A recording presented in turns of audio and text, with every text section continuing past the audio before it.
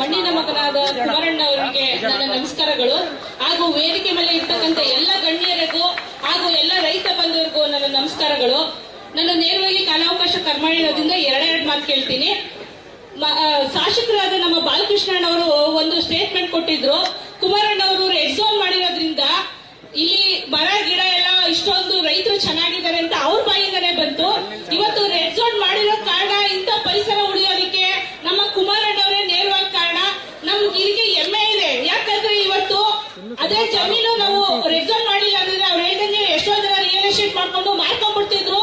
ಕೊನೆಗೆ ನಮ್ಗೆ ಅವತ್ತು ಅಷ್ಟು ಬುದ್ಧಿ ಇರ್ಲಿಲ್ಲ. ಇವತ್ತು ಇಂಥ ಪರಿಸರ ಉಳಿಯೋದಕ್ಕೆ ನಾವು ನಮ್ಮ ಹೆಣ್ಮಕ್ಳುಗಳು ನಾವು ಬದುಕಟ್ಕೊಳ್ಳೋದಕ್ಕೆ ಕಾರಣ ನಮ್ಮ ಕುಮಾರಣ್ಣ ಅವರೇ. ಮತ್ತೆ ಇವಾಗ ಏನ್ ಹೇಳ್ತಿದ್ದಾರೆ ಅಂದ್ರೆ ದುಡ್ಡು ಕೊಟ್ಟು ಕಸಿದ್ದಾರೆ ಅಂತ ಹೇಳ್ತಿದ್ರೆ ದಯವಿಟ್ಟು ಅರ್ಥ ಮಾಡ್ಕೊಳ್ಳಿ. ಇಲ್ಲಿ ಯಾರು ನಾವು ದುಡ್ಡಿನ ಆಸೆ ಬಂದಿಲ್ಲ, ನಮ್ಮ ಭೂಮಿನ ನಾವು ಉಳಿಸ್ಕೋಬೇಕು ಅಂತ ಬಂದಿದೀವಿ.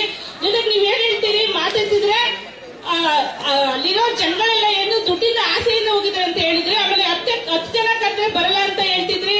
ಏನೋ 1000 ಜನ ಬಂದ್ಬಿಡ್ತೀನಿ ಅಂತ ಚಾಲೆಂಜ್ ಮಾಡ್ತಾರೆ. ನನಗೆ ಲ್ಯಾಂಡ್ ಆರ್ಡರ್ನ ತಗೊಳಕ್ ಆಗಲ್ಲ, ನಮ್ಗೆ ಕಷ್ಟ ಆಗುತ್ತೆ ಅಂತ ಹೇಳಿದ್ರೆ, ನೀವು ಅದೇ ಓಟ್ ಕೇಳ್ಬೇಕಾದ್ರೆ 10 ಜನದ ಕೈಲೆಲ್ಲ ಹಾಕ್ಸ್ಕೊಂಡಿದ್ದು ನಾವೆಲ್ಲ 1000 ಜನನೇ ನಿಮ್ಗೆ ಓಟ್ ಹಾಕಿರೋದು. ಮತ್ತೆ ಇನ್ನೊಂದು ಏನಂದ್ರೆ ರೆಡ್ ಝೋನ್ ಅಂತ ಹೇಳ್ತಿದ್ರಲ್ಲ, ದಯವಿಟ್ಟು ನಾನು ಇವತ್ತು ನಮ್ಮ ಕುಮಾರಣ್ಣ ಅವರು ಕೆಟ್ಟವ್ರೆ ನಿಮ್ಗೆ. ಯಾಕಂದ್ರೆ ರೆಡ್ ಝೋನ್ ಮಾಡಿ ನಮ್ಗೆಲ್ಲ ಜಮೀನು ಉಳಿಸ್ಕೊಟ್ಟಿರೋದ್ರಿಂದ ನಿಮಗೆ ಅನಿವಾರ್ಯತೆ ಇದ್ರೆ ಮಾಡ್ಕೋಬೇಕು ಅಂತ ಇದ್ರೆ ಇವತ್ತು ನಿಮ್ ತಾಕತ್ತಿಗೆ ನಿಮ್ ಸರ್ಕಾರನೇ ಇದೆ. ಇದೇ ಚೇರ್ಗೆ ತಾಕತ್ ಕೇಳ್ತಾ ಇದೀನಿ, ರೆಡ್ ಝೋನ್ ಅಂತ ತೆಗ್ಸಿ. ಇದು ನಿಮ್ ತಾಕತ್ತು ತೋರಿಸ್ಬೇಕು. ಆಮೇಲೆ ನಾನು ಡಿನೋಟಿಫೈ ಮಾಡಿದ್ರೆ ದೇವನಹಳ್ಳಿ ಹತ್ರ ನಾನು ಜೈಲಿಗೆ ಹೋಗ್ಬಿಡ್ತೀನಿ ಡಿನೋಟಿಫೈ ಮಾಡಿದ್ರಿ ಅಂತ ಒಂದ್ ಮಾತು ಹೇಳ್ತಾರೆ ಮುಖ್ಯಮಂತ್ರಿಗಳು. ಇವತ್ತು ಡಿನೋಟಿಫೈ ಮಾಡಿದ್ರು ಸಿದ್ದರಾಮಯ್ಯ ಅವರು ದೇವನಹಳ್ಳಿಯಲ್ಲಿ ಬಿಟ್ಕೊಟ್ಟು ಅವ್ರು ಯಾಕೆ ಜೈಲಿಗೆ ಹೋಗ್ಲಿಲ್ಲ? ಅವ್ರು ಜೈಲಿಗೆ ಹೋಗ್ಬೋದಿತ್ತಲ್ಲ. ಅಕಸ್ಮಾತ್ ನಿಮ್ಮನ್ನ ನಮ್ಮ ರೈತರಿಗೋಸ್ಕರ ಜೈಲಿಗೆ ಏನಾದ್ರು ಕಳ್ಸಿದ್ರೆ ನಾವ್ ಎಲ್ಲಾ ರೈತರು ಕೂಡ ನಿಮಗೋಸ್ಕರ ನಾವೇ ಜೈಲಿಗೆ ಬರ್ತೀವಿ. ಇದೆಲ್ಲ ನಾವು ರೈತರ ಪರವಾಗಿ ಕೇಳ್ಕೊತಿದೀನಿ.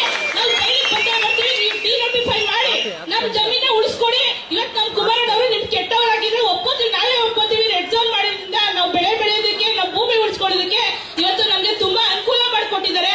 ನೀವೇ ಹೇಳ್ತಾ ಇದ್ರಿ ಯಾರು ರೌಡಿಸಂ ಮಾಡಕ್ ನಾವು ಬಂದಿಲ್ಲ, ನಾವು ಹೊಲದಲ್ಲಿ ಕೆಲಸ ಮಾಡೋದು. ನೀವು ಹಿಂದೆ ಹೇಳ್ತಾ ಇದ್ರಿ ಕೆಸರಲ್ಲಿ ಕಮಲ ಇರ್ಬೇಕು ಅಂತ ಹೇಳ್ತಿದ್ರಿ. ಹಂಗೆ ನಿಮ್ ಕೈಲಿ ಕೂಡ ಅಧಿಕಾರ ಇದೆ ಅಂದ್ರೆ ಅಧಿಕಾರನ ರೈತರಿಗೋಸ್ಕರ ಒಳ್ಳೇದ್ ಮಾಡಕ್ ಉಳಿಸ್ಕೊಡಿ.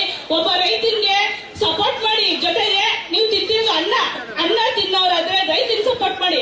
ಇನ್ನೊಂದು ತಿನ್ನೋದು ಅನ್ನೋದಾದ್ರೆ ಯಾರಿಗಾದ್ರು ಸಪೋರ್ಟ್ ಮಾಡ್ಕೊಳ್ಳಿ. ನಮಗೆ ಹೊರಗಡೆಯಿಂದ ಜನ ನಮ್ಮ ರೈತರಿಗೋಸ್ಕರ ಅನ್ನ ತಿನ್ನೋರು ನಮಗೆ ಸಪೋರ್ಟ್ ಮಾಡೇ ಮಾಡ್ತಾರೆ. ಇದು ನನ್ನ ಒಂದು ಪ್ರಾರ್ಥನೆ ಅಂತಾನೆ ಅನ್ಕೊಳ್ಳೋಣ. ದಯವಿಟ್ಟು ನಾವು ಇವತ್ತಿನವರೆಗೂ ಇದೇ ಕೇಳ್ಕೊತಿರೋದು, ನಾವ್ ಇಲ್ಲಿ ಯಾವುದೇ ಪಕ್ಷಕ್ಕೋಸ್ಕರ ಬಂದಿಲ್ಲ. ಆಮೇಲೆ ನಾವು ಮಾತಾಡಿದ್ರೆ ಏನ್ ಹೇಳ್ತಾರೆ, ಇನ್ನೊಂದು ಸ್ವಲ್ಪ ಹೊತ್ತಿಗೆ ಕಮೆಂಟ್ಸ್ ಕೊಡ್ತಾರೆ, ಇವ್ರು ಯಾರೋ JDS ಅವರು, ಇವ್ರು ಯಾರೋ ಏನೋ ದುಡ್ಡು ಕೊಟ್ಟು ಕಟ್ಕೊಂಡ್ಬಿಟ್ಟಿದ್ದಾರೆ, ಎಷ್ಟು ಕೋಟಿ ಬೇಕಾಗ ಪೇಮೆಂಟ್ ಅಂತ ಕೇಳ್ತಾರೆ. ನಾವು ಪೇಮೆಂಟ್ ಕೊಟ್ಟು ಬಂದಿರೋಲ್ಲ, ಪೇಮೆಂಟ್ ನಾವೇ ಕೊಡ್ತೀವಿ. ನಮ್ ರೈತರೇ ಅನ್ನ ಹಾಕ್ತಿದೀವಿ ಅಂದ್ರೆ ಅದಕ್ಕಿಂತ ಇನ್ನೊಂದಿಲ್ಲ. ದಯವಿಟ್ಟು ಇದನ್ನ ಹಿಂದಕ್ಕೆ ತಗೊಳ್ಳಿ.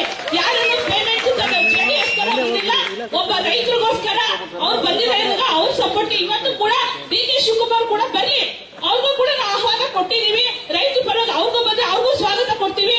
ನಮ್ಗೆ ಎಲ್ಲರೂ ಒಂದೇ, ರೈತರಿಗೋಸ್ಕರ ಬಂದಾಗ ನಾವು ಪಕ್ಷ ನೋಡ್ತಿಲ್ಲ. ದಯವಿಟ್ಟು ಪಕ್ಷ ಅಂತ ನಮ್ಮ ರೈತರಿಗೆ ಹಣೆ ಪಟ್ಟಿ ಕಟ್ಟಿ ನಮ್ಗೆ ಅವಮಾನ ಮಾಡಬೇಡಿ.